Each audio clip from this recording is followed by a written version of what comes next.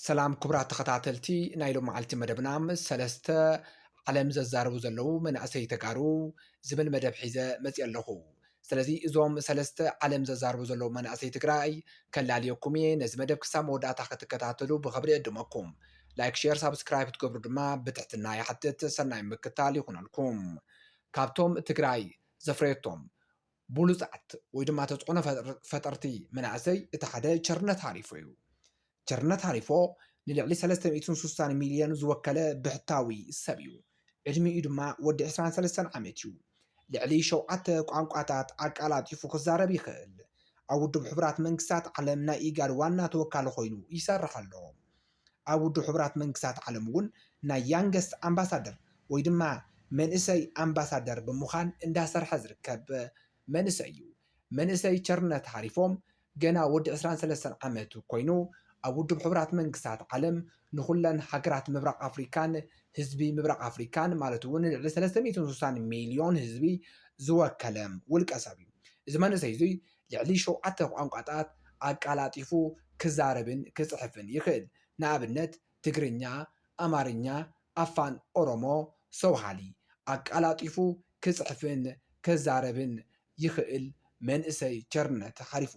መንእሰይ ቸርነት ሃሪፎ ወዲ 23 ዓመት እንዳሃለዎም እዚ ኩሉ ደረጃ ወይ ድማ ናብ ዝለዓለ ደረጃ ክበፅሕ ዝኸኣለ መንእሰይ እዩ ማለት እዩ።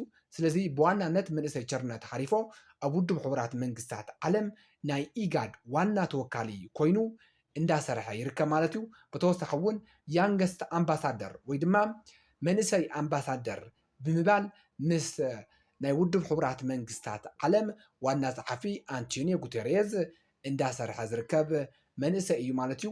መንእሰይ ቸርነት ሃሪፎ። ስለዚ ትግራይ ካብ ዘፍረየቶም ብሉፃት መናእሰይ እቲ ሓደ መንእሰይ ቸርነት ሃሪፎ እዩ።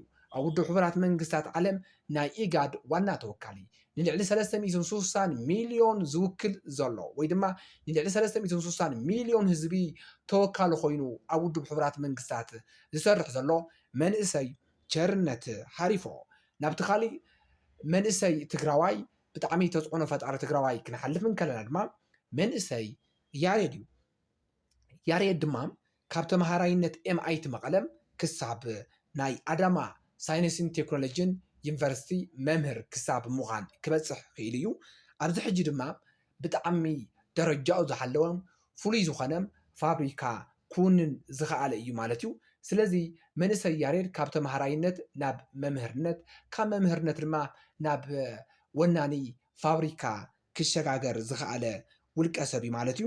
ስለዚ መንእሰይ ያሬድ ዓብይ ዝኾነ ትካል ፋብሪካ መንገድን መብራህትን ቫራይት ኣለዎ ማለት እዩ። ስለዚ እዚ ኣብ ኣዲስ ኣበባ ዘሎ ናይ ኮሪደር ልምዓት ማለት እውን ስማርት ስትሪት ላይት ፕሮጀክት ውፅኢት በዚ መንእሰይ በዓል ሃፍቲ ፋብሪካ ዝፈረዩን ዝተተኸሉን እዮም ማለት እዩ። ስለዚ ኣብ ከተማ መቐለም ሓሚዳይ መንደር እናፍረየ ንመላእ ሃገር ፍርያት ኮይኖም ብርሃን ዝኾኑ ዘለዉ ውፅኢታት እዮም ማለት እዩ። ስለዚ እዚ ኣብ ኣዲስ ኣበባ ዘሎ ናይ ኮሪደር ልምዓት ፕሮጀክት ሙሉእ ብሙሉእ ማለት እዩ ኩሉ ናይ መብራህቲ ዘሎ ቫራይት ናይቲ ኮሪደር ልምዓት ፕሮጀክት ማለት እዩ ብናይ መንእሰይ ያሬድ ፋብሪካ ዝተተኸለን ዝፈረየን ማለት እዩ። ስለዚ መንእሰይ ያሬድ ብቢልዮናት ፕሮጀክት ልምዓት ኮሪደራት እውን ክሰርሕ ክኢሉ እዩ። እቲ ናቱ ዝውንኖ ፋብሪካ ማለት እዩ።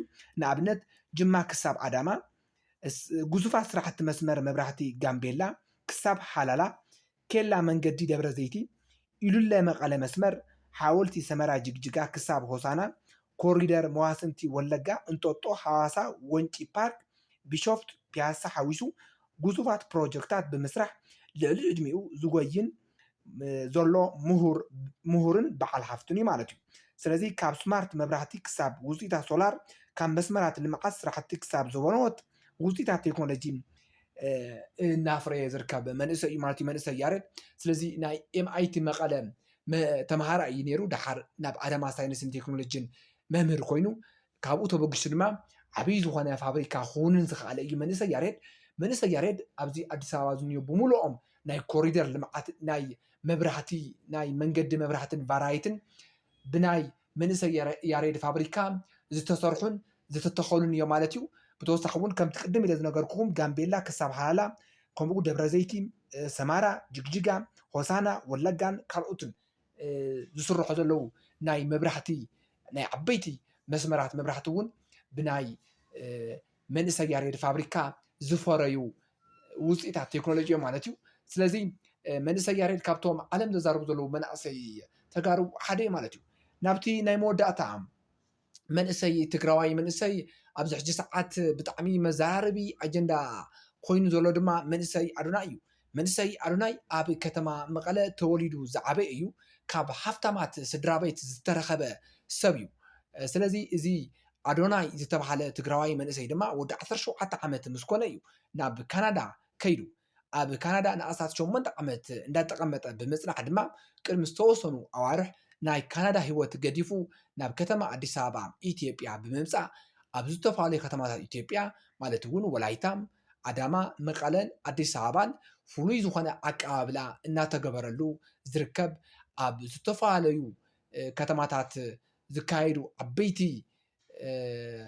ስነ ስርዓታት ድማ እንዳተዓደመ ኣብ ልቢ ብዙሓት መናእሰይ ኢትዮጵያ ድማ ናብ ውሽጢ ልቦም ክሰፍር ዝኸኣለ ትግራዋይ መንእሰይ እዩ እዚ መንእሰይ እዚ ድማ ኣብ ሓፂር ግዜ ንልዕሊ 3.3 ሚልዮን ወይ ድማ ልዕሊ 3.3 ሚልዮን ፎሎወር ክረክብ ዝኸኣለ መንእሰይ እዩ በብመዓልቱ ብኣማኢት ኣሽሓት ዝቁፀሩ ፈለወራት እናረኸበ ዝርከብ እዩ ንብዙሓት ውልቀ ሰባት ድማ ከም ሓደ ዓብይ መምህር ካብ ሓደ ዓብይ ተምሳሌት እናረኣይዎ ዝርከብ እዩ መንእሰይ ኣዶናይ ካብ ሰብ ሃፍቲ ወይ ድማ ካብ ሃፍታማ ስድራ ቤት ዝተረኸበ ሰብ እዩ ይኹን ዳ እምበር ንድኻታት ከምኡ እውን ንፅጉማት ንዝተሸገሩ ዝሕግዝ ትዕቢት ጉራ ፍኸራ ጃህራ ዘይብሉ ደስ በሃላይ መንእሰይ እዩ ስለዚ ኣብዚ ሕጂ ሰዓት ድማ ኣብ ኢትዮጵያ ካብ ዝርከቡ ፌመሳት ውልቀ ሰባት ማለት እዩ ንኣዶናይ ዘይፈልጥ ሰብ ዳርጋ የለን ክትብሎ